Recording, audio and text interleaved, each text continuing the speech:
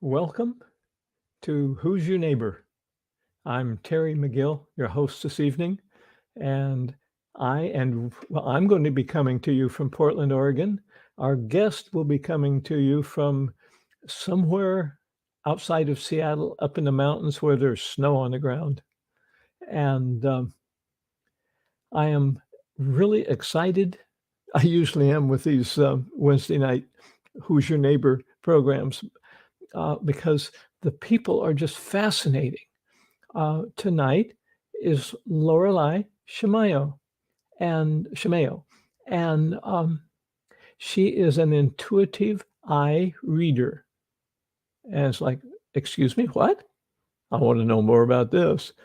Not only that, but she uses that ability, the science of, the skill with, as a matchmaker. So if you're interested in making a match or making yours better, we'll ask her about that. So let's welcome Laureli to Who's Your Neighbor? Hello. Hi, Terry. I am just really excited about tonight because I love learning more. And you have number one, I didn't know there was anything such as I knew about the science of, the parts of your eyes and areas and meaning things, but I've never heard of an eye reader. And matchmaker, I can remember one of my most favorite movies, right up there at the top, along with Sound of Music, was Fiddler on the Roof. Matchmaker, matchmaker, make me a match. I won't do that anymore. So tell me, how do you do eye readings? Well, maybe I first want to say that really we all read eyes all the time, and we're all matching ourselves based on eyes, and we simply don't realize. So a way that everyone can get a sense of that is if they imagine, right? When you've seen someone with dark sunglasses and you can't see their eyes, there's so much missing. And as soon as you see someone's eyes, there's so much there, where we all pick up so much about each other through our eyes all the time. Right? So I'm doing what we all do. I just use a set of archetypes to describe what it is that we see. So I'm looking at things like, is the energy coming out of people's eyes? Are their eyes pulling more of the energy in? Do their eyes move? If they move, do they move angularly? Or do they move in swirling patterns? No? Are their eyes not moving at all? Right? If the energy is coming out of the eyes, is it moving out, kind of outwards? Are their eyes directed outwards, or are their eyes directed inwards? So there are all kinds of patterns like that. Are the eyes focused? Are the eyes more diffuse in how they look? So there are all kinds of things like that I'm looking at. So this is way past, boy, they look really spaced out. Right. And one of the, I look at people's natural talents, what they naturally contribute. And something that comes along with being spaced out usually is a lot of creativity and innovation, sensitivity to energy and pleasure. So spaced out is just one of the characteristics of how people show up and what they contribute. By being, more spaced out, they're exploring the edges of what exists and bringing in new ideas and experiences in for everyone. And that probably gives you a sense of how I was raised up, as if you're not paying attention, you're not doing well. Right. And interestingly, our culture here in the US was very against that for a long time. And then, of course, more and more kids were born that have that. And you're in Portland, and Portland is one of the hubs in the US for people that have that characteristic. Which one? I call it artisan talent. It's about freedom, creativity, pleasure, and energy. And there's so many people that have that in Portland, Oregon, in particular. And just so many more people have that now than used to, maybe like 50 years ago. I knew I was going to be fascinated, but I'm learning more than I thought I would. So there's distributions of creative people in different cities around the world. Yeah, and part of it may just be we're attracted to, whatever people value different things, and it tends to attract more people that value those things, and so we tend to find each other. I know that Portland is called a heart center. In fact, I had a very unusual experience on Mount Tabor once. I didn't know that it used to be a volcano, and I acquired the information. I don't know how to say it. The information came to me that it was a direct connection to Mother Earth's heart, and Yeah. I know Portland once did acupuncture on different points in the city, and Mount Tabor is one of the places where a needle was put, a very big needle. So special energy on Mount Tabor. Yeah. I feel fortunate. I used to live just a few blocks away. so you use your intuition, background training, and the science of eye reading to help you make matches? I do, yeah. So I've used my science background. I'm so good at noticing details, and I've kind of memorized all these patterns, and I've seen so many eyes that it's a combination of looking for those specific things and just, right, from wherever the information appears, I'm able to read people. And then there are certain types of patterns that we're typically in for romantic matches. Typically, we're all navigating attraction to people like our family of origin, people that are different than us. And I think that comes from where we don't love ourselves so much, when we don't like who we are. When we see someone similar, because we all read eyes, we don't like the people that are similar. And the only people left are those who are different. And then usually we choose someone like a parent that can see us and get us better than our parents ever could. So I think it's hard to be with people that are so different, unlike our parents. So And I think that when you're doing matchmaking, what is it you look for? What are the parameters, character? Well, you tell me. yeah, well, so I'm usually helping people find others that are similar to them, where people haven't realized that over and over again they've been attracted to the same kinds of eyes, and the eyes that actually are the hardest for them to be with. So I help people realize that and feel into the pain that underlies that. And then I help them find others that are more similar to them, people with similar eyes, similar souls, like eyes are a window to the soul. They're also the window to our soulmates. And I help them, for example, in conscious online dating, I help them write a profile and choose photos or take new photos that share who they really are, as is expressed through their eyes, as is expressed through their soul. And then online dating is a great place where I can see lots of photos of other people. So I can easily screen through sometimes hundreds of photos to find people that have eyes that are similar. Got it. Yeah. Wow. So you mentioned a bit ago, let's see, what was it? That we usually look for people that are different from us because we don't love ourselves in Right. general. Right. But you're saying that it's helpful to match, to find people who are like us? I do. I think it makes for a more fulfilling and an easier relationship. We like the same things, we do things in the same way. We get pulled together very deeply, very quickly. And the more we love ourselves, the more we love them because they're like us. And the more we love them, the more we love ourselves too because we're like them. And so it helps both people grow to be more true to who they are, to express their purpose. So really, I want people to grow. And the way I do that is through matchmaking. This is just opening up so much for me. It's like, wow. Could you share with us your experience with different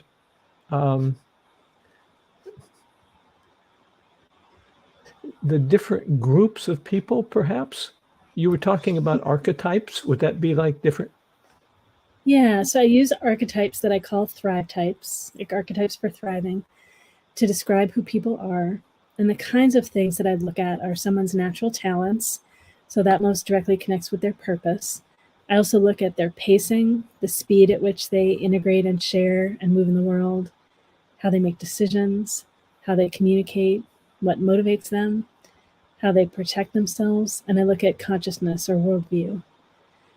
So I look at all those characteristics. And when I'm matching people, I want to find people that are similar worldview, so generally similar in terms of their growth. And then there's another trait, the defense, that I look for some similarity. It doesn't have to match, but some similarity, because that can cause all kinds of problems when it's very different, sort of like attachment styles. And then I look for Say talents. that last part again, please. Like attachment styles. Oh, would you say more about that? Well, I look for people that are similar enough so that when they have opposite styles, whenever there's a small problem, it grows into like a great big problem very quickly if they're very different. So I just look for some similarity. Yeah. So that's you term that as an attachment style? Yeah, I've never heard the term before. I'm just wanting to understand it. I think that I mean, I know of it in general. I don't know the specific categories of it, but some people are more likely to want to connect. Some people are more likely to want space. And the traits that I look at, some people are more likely to want things planned and organized and neat, and others focus on the relationship and they prefer things to be a bit messy and not face conflict. So it's facing conflict or avoiding conflict. And when those are very different, that causes all kinds of problems and gets worse and worse. Interesting. So I like to find two neat people or two spontaneous people. And then one of the most important traits I look at to match are the talents.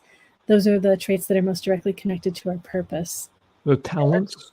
Talents. There are 7 of them, and I describe each person as having 3. And one of them is the artisan talent that I mentioned is so common in Portland. So I can say a bit about the 7 talents. So one is the artisan. It's about freedom, creativity, pleasure, and energy. One is about love and intimacy and deep connection. That's called server. That's about honoring all life and experiencing feelings in the moment. Another's called priest or priestess. It's about inspiration, vision, passion, motivation. It's about using emotions to pull things from where they are to where they could be. And then sage is about community, communication, playfulness, and fun. They're the ones that are about like the dance of people connected together. And yeah, you've got a little of that. It's great the way you light up as I talk about it. To me, you do. And then 2 are about action. One is rare. It's called Queen or King. It's about seeing a great big opportunity to take action, often that builds a new paradigm, and they direct others to take action. And then warrior is the one that takes action themselves. They're often behind the scenes getting everything done. So people don't see them as often, but there are a lot of them out there. They're about efficiency, effectiveness, grounding, and practicality. Did you say that's called warrior? Warrior, yeah. And then scholar is the 7th one. It's about absorbing information to build knowledge, create a map, and share knowledge from that map. And they all have growth lessons too. So people have 3. So there's 7 of these archetypes. Yes. If you don't mind sharing, what are your top 3? Sure. I have scholar and warrior and sage. The order matters. The first one is the one that I love to match the most when I match people. And I'm dating someone that has scholar and warrior and priest. So scholar is about absorbing information to build knowledge. So I'm always helping people understand. Sage, as I mentioned, is about community. I run all kinds of community events. And also sage sees patterns well. So I'm seeing patterns in people all the time. And then warrior, I'm grounded and practical. I'm all about practical applications like matchmaking, or a practical way to grow is to do it through dating. And then I also running all these events. It's a very, I'm holding the space really for all sorts of other people to share their work too. You are fascinating. I'm sitting here and I'm going, wow, this is really a whole new awareness level for me. I know I love the idea of how we know the phrase eyes are a window to the soul. And then there's just so many ways we know that intuitively and we engage each other that way. And at the same time, there's so much of it that we generally haven't seen and we haven't made use of in the way that we could. So when people would like to explore the matchmaking and having some assistance with that, they can send you an email? Mm-hmm. Yeah, they can send me an email. I do a 20-minute complimentary session with people. Oh, that's nice to know. Web, and I have a conscious online dating guide, give people some tips. Yeah. So our producer just posted your email, Laureli at thrivetypes.com, and she'll put that into the chat room so it'll be there so that people can reference it if they're just scrolling through and I say, well, what's this about? Let me go to the website. Yeah. Actually, that's your email. Yeah. It's my website too, thrivetypes.com. Yeah. Well, that makes it easy. Yep. So in a 20-minute complimentary session, what do you offer? What can you do in 20 minutes? Well, I can do a lot. I mean, when I look at someone, I often like bing, in maybe a minute or so, maybe sometimes it's only a few seconds. I can usually see a lot in someone. So in that time together, I have a chance to talk with them about why they're interested. And I often let them show me some photos, maybe of someone they're dating or an ex. And I talk a little bit about them and a little of what I see and that person they've dated and likely what that person is like. So they even get a sense of how much I see in just a photo. I talk about my model, some of the different archetypes, and give people a sense of what it is and what we might do together. I met you in person, I think, for the first time at a me-we group, metaphysics and wellness, just recently. And I'll just share with you, I was very impressed with you. Just had all the details together. You had people there helping you, and you were directing them on how to do this and where to find that, and you looked like you were everywhere at once. It's kind of wild because I run the MeWe fairs, so I'm running the fair and I hire assistants and I'm sharing my work at the same time. So attempting to help all the practitioners get all settled and all the public come in, and sharing my work and ensuring that the staff that's working for me knows what's happening. Yeah, it can be a lot. So It looked to me like it was a lot, and I was just really impressed. well, thank you. I love being all together, and I'm thrilled that we're able to get back together again. So yeah, that was the first. Well, I can't say after COVID, because with the Omicron that's just hit, Right. which is evidently a lot more powerful than COVID-19 and the was it Delta variant? Well, fortunately, From it looks what I'm like hearing anyway. at the moment it's spreading more rapidly and maybe further, but hopefully it's not causing more illness. So that was the first live event that I've been at for probably 18 months. Right.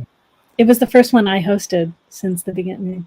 Yeah, I think the second to last one I held was in Portland, and then the first one opening again was in Portland. Yeah, I remember several of the groups that I work with were at the last one that you did in Portland, and they said, we didn't have time to breathe. It was back to back stacked up people. It was amazing, even though there were fewer of us practitioners, fewer booths and vendors, and fewer people that attended. Everyone really wanted to be there, and people were so busy. It was amazing. So people can find out about you and matchmaking by going to either your website or emailing you. And you were mentioning it when you have the 20-minute consultations, the free ones, complimentary, that you're viewing them, so they must be video. They are, yes. I meet with people by video all the time. I've been doing that for many years. I mean, that may seem obvious, but I just wanted to connect the dots in my own head. Yeah, and I share some of my handouts with people, my slides. So it's, as you've heard me share about it, there are a lot of different archetypes. So I want people to have different ways of accessing that, to understand and know they'll have materials to refer to. So if they want to browse your website, they'll pick up more information about this. Yeah, there's a lot there. Thrivetypes.com. I talk about all the different archetypes that I have, and I have a page dedicated to my matchmaking work. Wonderful. Is there anything there about MeWe? Not on that website. However, mewefairs.com is its own website. That's MEWEFAIRS.com. I've started doing online fairs about a year before COVID happened. So I already was getting set up to do online fairs, and then finally everyone got online. So the online fairs have been growing. And in addition to that, I now have panels online where we answer questions from the audience. We have learning circles, practice circles, training panels, all kinds of different things. We've opened things up as more people are online and more people are interested. Wow.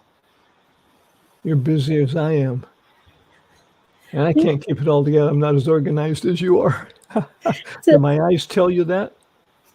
well, it makes sense to me that you would be interested in a lot of different things. You might have that artisan talent yourself.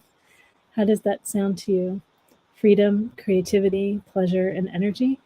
Well, what immediately came to my mind was I designed, built, and flew radio control model airplanes for about 30 years. Yeah. Um, People with artisan are often inventors. I'm imagining the three talents that you might have. I'm not sure of the order, are artisan and scholar and sage. So artisan and scholar together is often an inventor of new ideas and then also technology together. So model airplanes, it has some technology and then elegance and beauty and and in addition, my major passion was some of us, a small group, flew them off water. So they were seaplanes. Well, actually, technically, they were either float planes, which is a land airplane that you put floats under, or some of them were flying boats. And yeah, it's amazing. I think about it. I spent 800 hours building one. Wow, such patience too. Yeah, it took 3 years. It was the most complex thing that I've ever done. Yeah. Did But you looking always back choose to you, planes? pardon? I just, so how much did you choose planes that were beautiful and how much that they had function that you were really interested in? For me, functionality comes first. And the beauty for me, I was up at 6 a.m. one day on a reservoir on the backside of Mount Hood, and it was so calm. And the most beautiful thing for me was watching this rather ugly airplane that I was flying. I mean, it was not a beautiful airplane, but it would come down and it would kiss the water with the floats, not settling in, keeping speed up. So it was skimming across the water and then it would take off again. I would make it take off again. So So the beauty control, I noticed one thing about that was I was really into control, and you have to be. I don't fly anymore because I had several concussions, and you have to hold your focus on that airplane, because if you lose your focus, crunch. It sounds And like it was probably a meditation for you, even though it wasn't set up to be that. it was. I didn't understand that, and as soon as you said it, it was like, why didn't I realize that? Yeah. I used to throw pottery and I didn't realize until many years later that it really was a meditation. Right? Everything else would disappear and I'm so focused on the tiniest details and such hyper awareness of my body to make the shape that I want. Yeah. I've watched potters. It's like, wow. It was like watching Yo-Yo Ma play the cello. I saw him in person when he was in Portland once. He closed his eyes and he's playing this rather complex piece with his eyes closed. And I made a mistake. Out loud, I said, I forget what the words were, but they were loud enough that my wife said, shh, because I was interrupting other people's enjoyment. But I was just totally amazed. I'd never seen anybody that could do that. Yeah. So what Yes, kind is that, the artistic trait? It's artisan too. Yeah. So there's all the Artist. different senses, like hyper awareness of all the different senses. And so, yeah, he's connected in so many ways to what he's doing. How many years have you been studying eyes? Oh, a little over 15 years. And it's really been like my full-time passion for so long.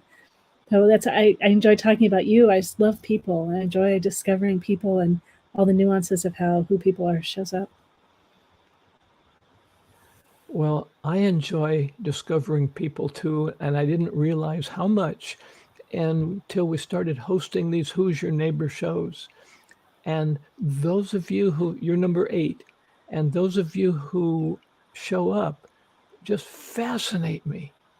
I mean, we knew ahead of time that you were, I call it undiscovered genius. You're really, old phrase, right? Salt of the earth. You're all you individually, but you as a part of the group. When COVID hit, I realized as I began reading more and more about the problems that people were having because they were shut up with others who weren't somebody you wanted to be shut up with.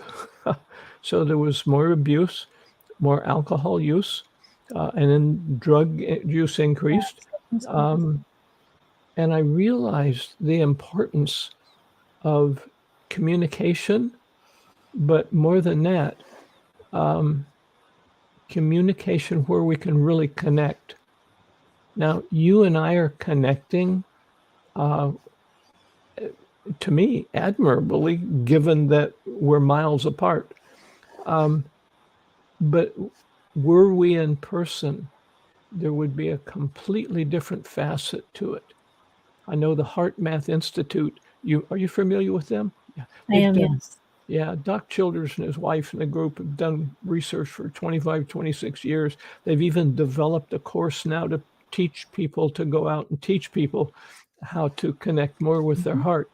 And so I know, you remember the first thing I saw was the heart field is 5,000 times stronger than the mind field. And I went, I don't believe it. No, I didn't, because I believed I had to have the mind to survive. But the more that I did I can't really call it web research. I mean, that's not really research, but the more I read, the more I saw that concept replicated, and other people were doing similar studies. And then I got more involved in that kind of stuff. So when we're close together, our heart fields are more connected because we're close enough that we can feel that effect with one another. A physicist, Dr. Rulin Shu, has been doing some research and has co-written 2 books with Dr. and Master Zhigang Sha about, they title them Tao Science, the science of Tao. And from a physicist, I mean, she's a real life physicist. When she talks math, I'm lost, but she breaks it down, and there's a term that I love, quantum entanglement. So at the heart level, we have to be within a certain number of feet or meters. For the rest of the world, we talk about feet in the United States. Everybody else is going, those are where you wear your shoes. We talk about meters. But in physics, we're quantum entangled with everyone, everywhere, all the time, although there's no time or space. So, I can feel the degree of quantum entanglement that we have right now, and did this morning on our call when we were talking about what we would talk about tonight. And I'm just so glad to have you as a guest here. So over in the chat room, all the viewers live or in the future can find out how to get a hold of Laureli. Go to her website, which is Thrive Types. Is that hyphenated? It's not thrivetypes.com. Just go to www if you need that with your computer. I don't think you need it anymore. Thrive, there it is. So it's the last part of her email address. Ignore the Laureli at, that would be email, and go to thrivetypes.com. You can also send her a text at the number on the screen and in the chat room. But my experience, because I love going to people's websites and finding out more perspective on them before we have the show. And I just I was just realizing I spent more time than I should have that day because I had tasks that got put off. But Laureli, I thank you for spending the time early this morning and now, and I know I'll see you around again.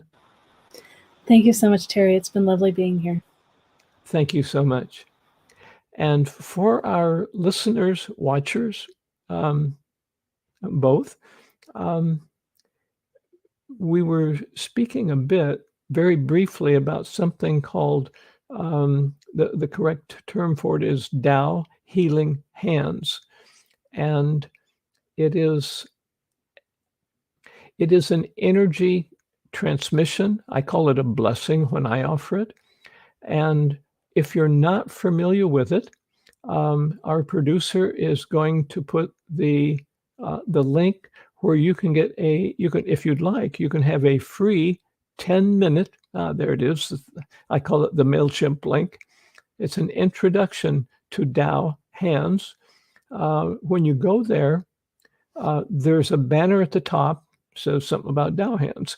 Right under it, it's experience an instantaneously experience a free Tao Hands blessing.